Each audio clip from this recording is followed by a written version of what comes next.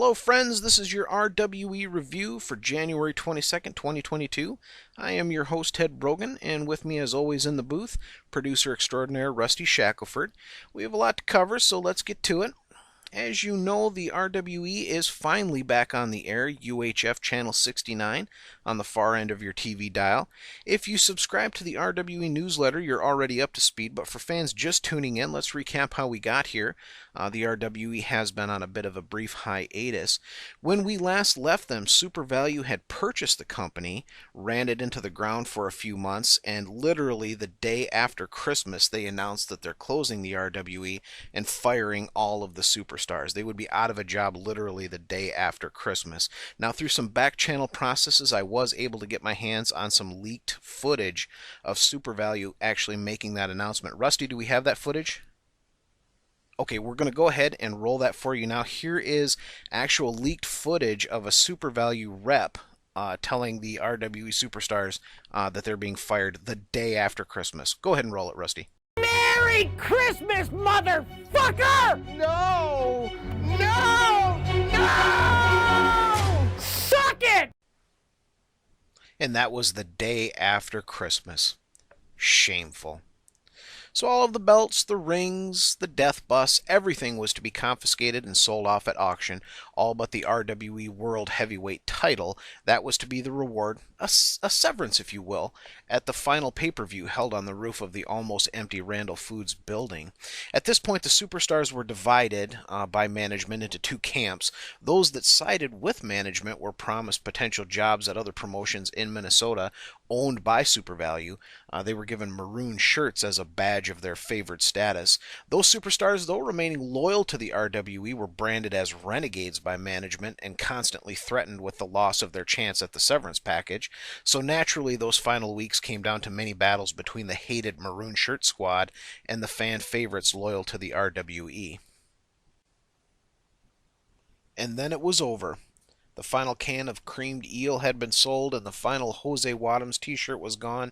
The only thing left was that final pay-per-view, known as the Final Figure 4. A rickety old ring and bleachers were hastily constructed on the roof of the now nearly empty Randall Foods building. Now, this was a 64-man tournament for the RWE World Heavyweight title, and the finals came down to BDC versus longtime rival Mick Gentry, as most pundits and wags had predicted. Now, before that final match had gotten started, BDC had grabbed a mic, and he made a side bet with SuperValu CEO Dean McMillan, who was in attendance, that if the final match can pull a high enough rating, SuperValu has to sell the RWE back to Vance Randall. McMillan accepted. Now, all over Sioux Falls, the RWE superstars were getting people to tune in. The RWE Divas held a bikini car wash. The Hartford World Order members had gotten the match put up on the big screen during the high school hog wrangling meet in the Becker Center, so on and so forth. All over the city and surrounding area, people were tuning in for this final battle. As the match wore on, the ratings meter started to rise, and if you're saying, I don't think that's how TV ratings work, I assure you, they do. In the end, the battle between BDC and Gentry pushed the ratings to a record high. BDC looked to be on the verge of winning when the Maroon Shirt Squad hit the ring. A wild battle ensued with superstars from both the Maroon Shirt Squad and the RWE filling the ring. BDC was able to clear the ring at one point and stand alone looking for McMillan, who by then knew that the jig was up. McMillan tried to abscond with the RWE heavyweight title, but Gentry caught him by the scruff of the neck as he tried to make his escape and tossed him back into the ring. BDC then delivered a thunderous cure for misery powerbomb that sent McMillan crashing through the ring, through the roof, and into the frozen food freezers below, which also collapsed due to the freezers being shut off for weeks. Apparently they froze up so often there was nothing underneath them but a mountain of ice. Once it melted, the tile floor gave way under McMillan's falling carcass, and he disappeared into the muddy pit below.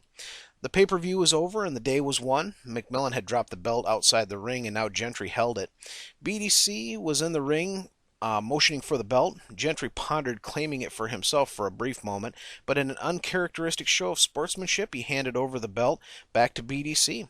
The pay-per-view went off the air with the RWE superstars all cracking Mountain Dews in the ring and saluting the fans as the remaining Maroon Shirt Squad members made their getaway. Years of legal battles are now over, and the RWE is back with Vance Randall where it belongs, just in time for Grapplemania season. And we all know that Grapplemania season starts with the Regal Ramble, but fans are left with so many questions, and we're only days away from the Ramble. Is BDC still RWE World Heavyweight Champion? What about the other titles? What superstars still remain? Well, friends, we got some of those answers tonight, but maybe some new questions as well. Tonight's show opened with BDC. He came out with the World Heavyweight Championship strap over his shoulder. He gave the fans a welcome back. The fans showed him love. Vance did interrupt at this point, claiming that this was his show. He stated, "I finally got it back, so it's going to be my way." BDC cut him off, though, telling him that he's a delusional bastard if he thinks Vance got it back. The RWE Superstars defeated Super Value and the Maroon Shirt Squad. "Will you hid in your office like a frightened rabbit?" BDC then said, "Enough talk. Let's give these people in beautiful Fond du Lac, Wisconsin." Of course, there's a big pop. "What they came here for. Who am I defending the title against?" At that point, Gentry's music hits. He came out stating that he has unfinished business with Erkstead. BDC cut him off. "I beg to differ. I've stomped your ass more times than I can count. I need a fresh opponent who might actually challenge me."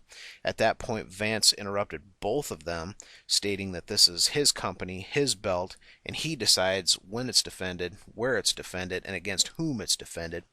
Vance pointed at Gentry, stating if he wants a title shot at Regal Ramble, he has to earn it in a contenders match tonight against a mystery opponent. And then he pointed at BDC, stating that BDC will be in a tag team match tonight. He's going to put BDC with Cactus Cruz, and they'll be taking on the Rigmarole brothers, Jean-Luc and Chip. The first match of the night was a complete squash. Ruben Wolfcastle took on newcomer Dolph Drago. Now, Drago comes to the RWE from the Russian Cage Fighting League, where he fought against Gulag prisoners and Siberian bears. He's a massive man. They're calling him the Leviathan Incarnate. He scored the pinfall after his finisher, the Tsar Bomb. He's one to keep an eye on. After that, we got a pre-tape segment where Vance thanked fans for coming back and made some announcements. With the acquisitions RWE has made over the years, Extreme Sunshine Wrestling, Hy-Vee Championship Wrestling, TN Walmart, and now the most recent purchase, West Central Wrestling Alliance, the RWE needed a new title belt, so Vance is introducing the RWE Universal title to be on the line at Grapplemania, so the winner of the Regal Ramble can now choose to take on either the RWE World Heavyweight Champion or compete for the new RWE Universal title. Vance is also bringing back the RWE Women's title, which will be on the line in a fatal four-way at the Regal Ramble between Kara Stubbs, Yukon Sally of the Royal Canadian Kilted Yaxman, Chesty Doubloons, and Elsa. More new wrestlers and titles will be announced in the coming weeks. After that, we had Anthony Tony Jack Giacalone versus Frederick of the Royal Canadian Kilted Yaxman. Tony Jack controlled the RCKY big man for most of the match. This one ended in a DQ, though, when Biff and Guy jumped into the ring to break up a pin. Dr. Claw directed the entire RCKY to beat down Tony Jack. Fond du Lac, Wisconsin was Yaxman country, but no longer after this heel turn by RCKY. I'm not sure where RWE is headed with this. It seems strange to turn one of your biggest babyface factions heel. It'll be interesting to see where they go with this. Next was the contenders match to see who would be facing BDC for the title at Regal Ramble. Gentry entered, flanked by HWO members Cochise and Beavis. Gentry's going to leave nothing to chance to get his shot at BDC. The crowd then anxiously awaited the announcement of the mystery opponent, then the music. I think I'm cute. I know I'm sexy. It's Dwayne Portman. Portman was back. He was rumored to have retired because he lost his grin. He must have found it and come back. This match was the longest of the evening, Portman showing no ring rust at all. They gave a technical wrestling clinic proving Portman can work with almost anyone. The key moment in this match came, though, after Gentry became frustrated.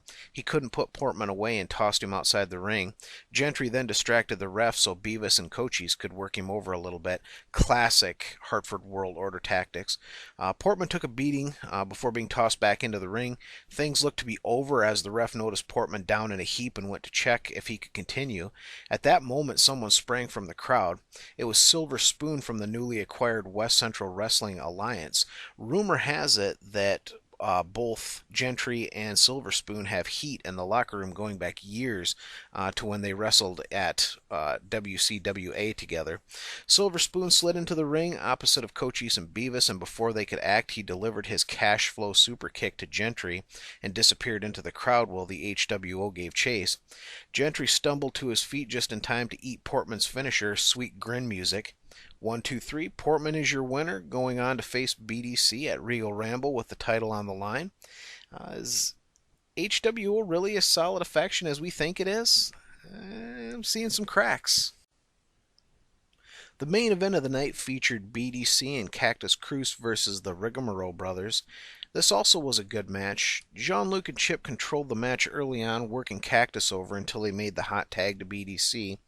BDC cleaned house until finally delivering a choke slam to Chip.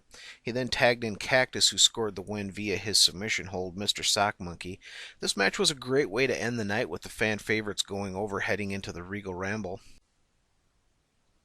Overall, I think this show was an above-average return to TV for the RWE. The table has been set for the Regal Ramble, and they're hinting at some possible storylines further into the future. It's great to see Dwayne Portman back as well. The cons?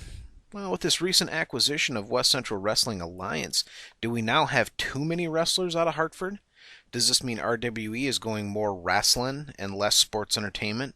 Plus, rumors abound of locker room heat amongst the Hartfordians going back years. Could this spill out onto TV and be bad for business, or will it end up fueling some good storylines? Time will tell. Friends, this has been your RWE review for January 22nd, 2022. Tune in after the Regal Ramble for another review. I was your host, Ted Brogan. Goodbye, my friends, and as always, have a nice day.